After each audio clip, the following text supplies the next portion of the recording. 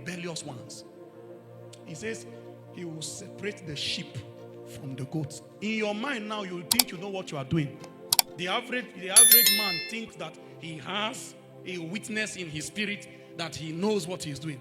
And there is this arrogance Satan continues to lure men into, so that when it is too late, that is what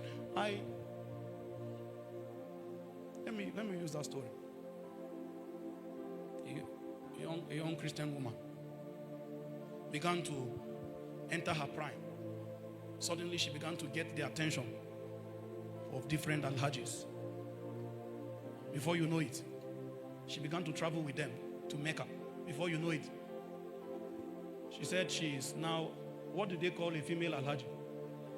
A hajia. So she denied her faith. Before you know it, she began to spread money as a publicity tool to prove to you who is trying to claim that you have a God. So who is better now? It was not up to 15 years. She came down with a strange sickness that medical tools could not diagnose. And they took her from one clinic to another. But she was drying up from within. Guess what? On the sickbed, she started saying, Jesus is my Lord. Jesus. But as at then, the devil had put her in a place where he needed her. The same story I just shared with you, something similar just happened a few days ago. Many have denied him. And in this present world, they found out that Satan is not a good rewarder. He never rewards anybody that serves him well. He truncates their life in the midst of their days. Let me tell you something that was designed to be an encouragement for the believer, is that our hope is not only in this world. So that no matter what is going on in your life, when you remember that this is just a handful of bread, one day this one will soon be over. I will not trade you. I will not.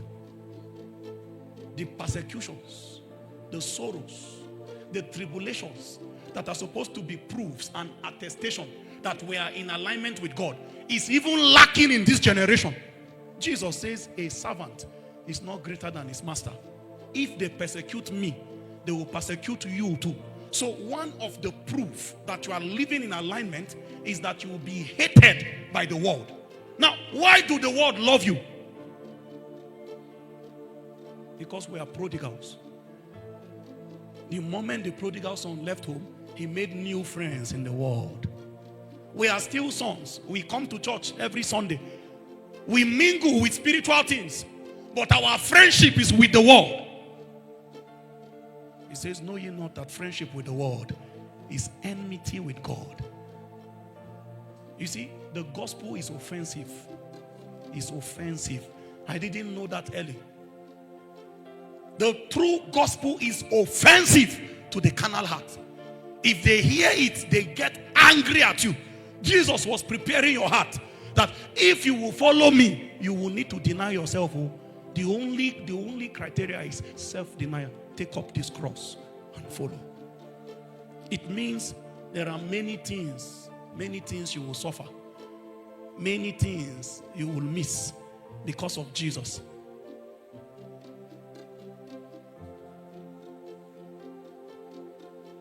Oh, how I long to be where you are, where flesh would no place in me, where you with a smile will be proud to call me own. Oh, how I long to be where you are, where self will find no place in me, when you with a smile will be proud to call me own. Oh, my home, heaven, my home, oh, my home, what a joy to be.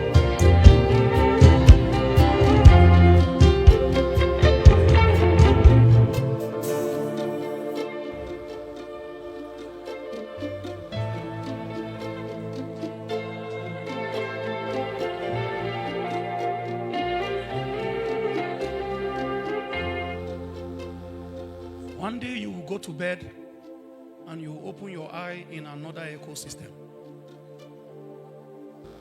One day, you may be sleeping in an aircraft and you open your eye somewhere else. It is appointed unto men once to die. The only thing you can choose is how you died. But whether you will die or not, no matter how many times Jesus healed you from sickness, you will still die. Everybody healed in scripture still died. Death is a reality you must prepare for. A woman called me. I need to see you, Apostle. I said, what is happening? Let's talk on the phone. She said, no, it's very serious. Where are you? I'm in the hospital. You are sick? No. I'm about to enter the theater. I said, what is going on? I'm pregnant. I said, okay. Let me go and see her. When I went, behold, it's a woman that I've never met before. She got my number from somebody. And she said, I want to tell you, sir, this child that I'm about to give birth to is not my husband's own. But I want you to, what do you mean by hey? What do you mean by hey? Do you know the kind of sin many of you are hiding? You are covering many, you are carrying secrets that will eventually expose you in eternity. Meanwhile, there is nothing you hide in this side that will not still be made known. So she said, please, sir, I just need you to, I want to confess to somebody in case. You know, that process of childbirth is almost like you died and you came back again. So fear entered her heart that, what if you died? In case. I said, madam, you will not die. You will not die. She said, Apostle, you don't understand how I'm feeling. In case I don't survive, please find the time and help me tell my husband that I'm sorry. I said in my mind, what kind of responsibility did this woman put on me?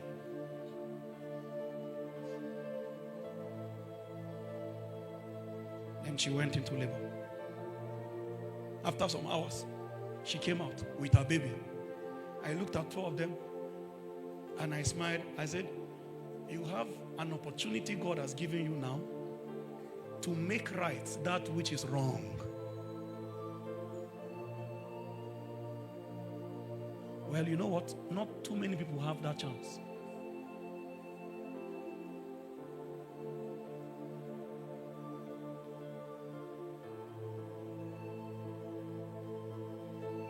If the lady I'm speaking about, the one I spoke about earlier, who was leading worship and translated from there, if she climbed that stage on that day, like it was a normal day, which like she didn't really make her mind right with God, it means where she will die from is in the midst of worshiping, out of impurity, out of pretense, out of hypocrisy.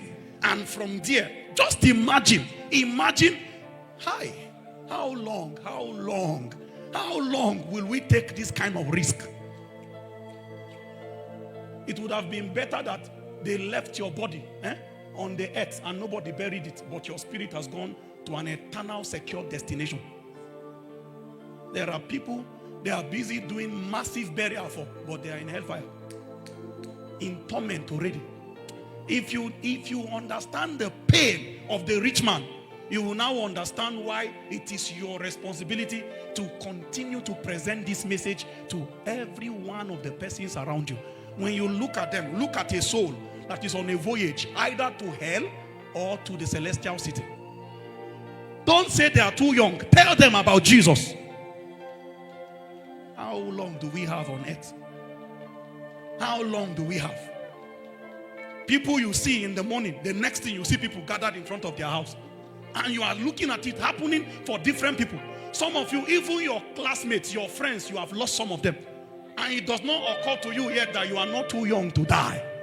And when death comes for you, there will be no notice. You will not even know. Somebody went to exercise. After training, he now went to the bathroom to go and shower. Inside the bathroom, they just were hearing the shower not off in 1 hour, 2 hours, 3 hours. What is going on? Madam opened the door and saw her husband on the ground, dead.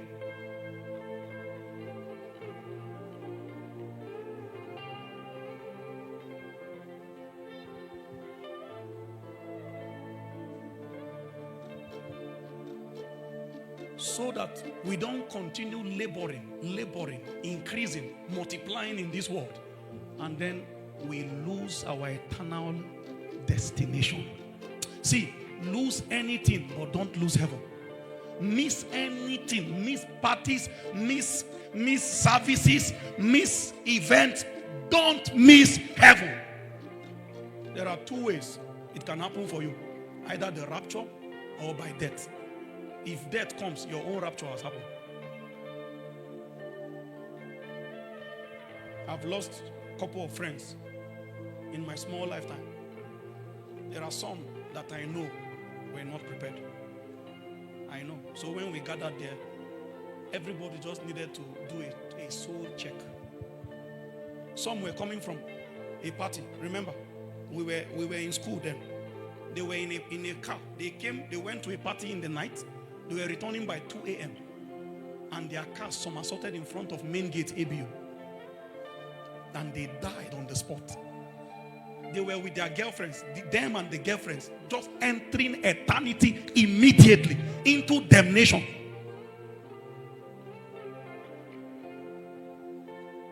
The devil is going around like a roaring lion. He's looking for who to devour. He's not giving you any breathing space. And for those who believe that they are standing, who believe that they are safe, there is a place Satan will come and attempt to stain your garment. The story was told me of a reverend, an Orthodox reverend, who have served for nothing less than 45 years, upholding the standard of consecration, garment undefiled. He fell ill at old age. And there on the sickbed, Satan came and whispered to him, he said, "Kai, you have tried. You have tried. I looked for you for nothing less than 45 years. I didn't get you.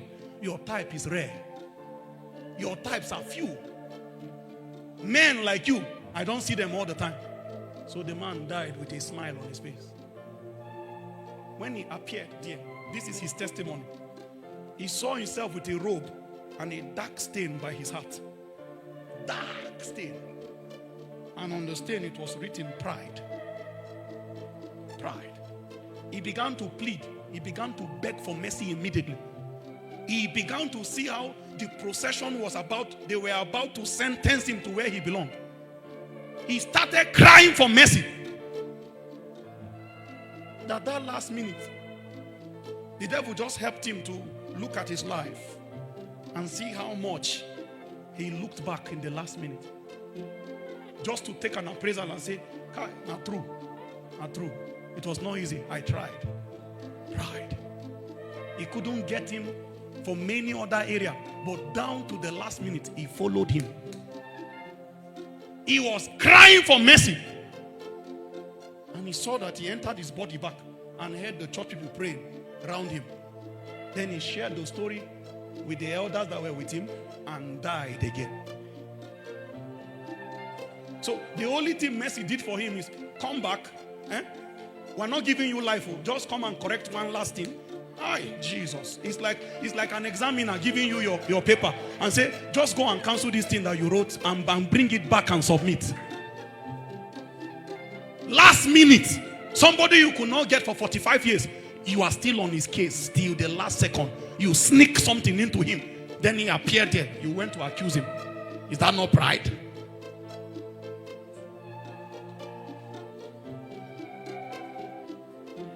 In 100 years' time, nobody in this hall will be here. Nobody. All of us would have entered into a reality of eternal report. Everybody will be measured according to what they have done. A hymn writer says, only remembered by what we have done. There is a realm where our remembrance are kept and captured. And it is the things you did for the Lord. The things you did for the Lord. The houses will become old. The roofs will become rusted. Strangers will buy that house. You will not even believe that that was where you spent your gratuity. The money that your 35 years of service you used to buy. A stranger will buy it and turn it to a hotel. Your legacy on earth is lost forever. Even your gravestone, the erosive effect of wind and rain, it will blot out your name from it. Your family will say, we buried him somewhere around here. They don't even know where they kept you. It means the only place you can capture your identity is inside eternity. And it is the things you did for God. Those are the things you will be remembered for. That you can say like Apostle Paul, I have fought the fight. I have run the race. It means you knew that there were many things you went through, but the prize is Jesus. You didn't want to lose. Take the world and give me Jesus. Let husband go. Let wives go. Don't lose Jesus. He is your only guarantee, your only ticket for a guaranteed eternity. Listen, let me share something with you. Your husband, your wife, none of them will have those relationships. They break inside time. No spirit will be addressed as any spirit's mother. They will not address you as Mama Nkechi on that great white throne judgment. He says all men will stand. They will stand. Everybody giving account for what they have done. And whosoever was not found written in the book of life shall be casted into the lake of fire. Anybody. It means whether you are an apostle, if your name is not in the Lamb's book of life, you are casted into the lake of fire, prepared for the devil and his angels. Singer. Whether when you raise songs, everywhere scatter. He says, whosoever was not found written in the book of life shall be casted. I fear for these things. That because of fleeting pleasure, a few minutes of gratification, I jeopardized eternity. Oh, my home. Oh, my home. Heaven, my home. Oh, my home. What a joy it will be when my beautiful home. Hi. Oh, my home. Oh, my home. Heaven, my home. Oh, my home. What a joy it will be when I reach my beautiful home. Welcome, thou good and faithful servant. Nobody will call you bishop. No apostle. No evangelist. Thou good and faithful servant. Thou good and faithful servant. Listen, let it resonate in your heart. I can leave anytime. It can happen anytime. The only thing you must guarantee is that my way is right with him. So that whether you left by sea, by land, by air, however you went, your eternal destination was secured. It was secured. I kept my testimony with God. You are numbered among those who have made it to the great beyond.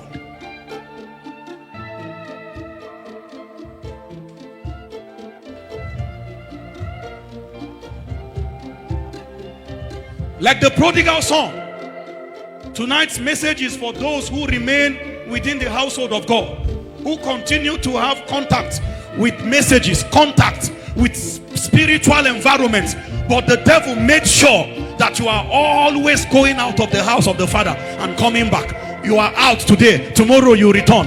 That up and down spiritual life is equivalent to a prodigal lifestyle.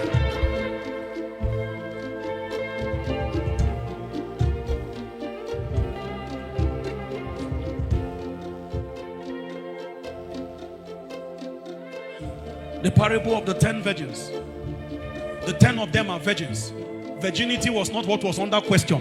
They are all virgins, but there are virgins that did not carry oil. Their crime was that they did not carry oil, but their virginity, they never lost it. Meaning that even these two children are still sons. Although he's prodigal, he is a son.